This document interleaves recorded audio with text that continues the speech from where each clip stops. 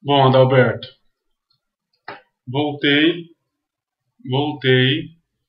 né? Só pra te falar uma coisa. Não vou encher muito teu saco, não, Adalberto, que eu sei que você tem muita coisa pra fazer. Eu voltei, sabe por quê? Porque eu vi que você caiu, velho. E eu não admito que você caia. A posição. Cara, corre atrás. Olha lá o tanto de medalha que você tem. Mas faz um pouquinho mais de esforço, velho. Um pouquinho mais você ganha minha confiança.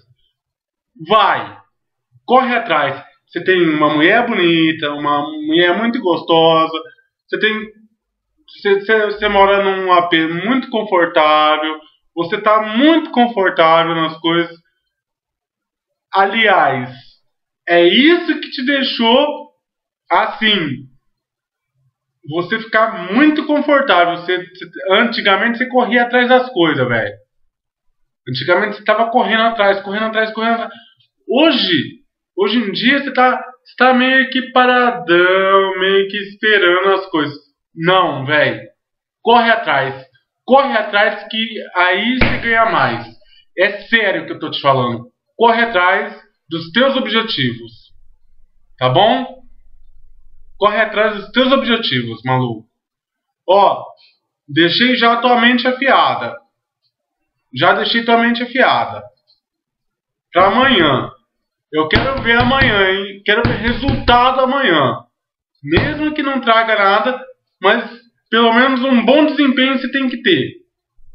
Então eu vou cobrar isso de você. A hora que você chegar aqui na tua casa, aqui no teu AP, eu vou cobrar isso de você, velho. Eu vou cobrar isso de você.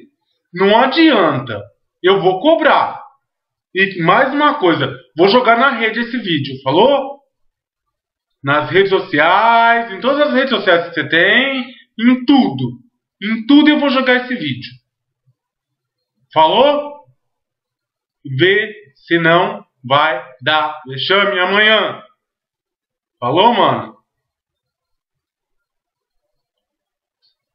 Boa palestra amanhã.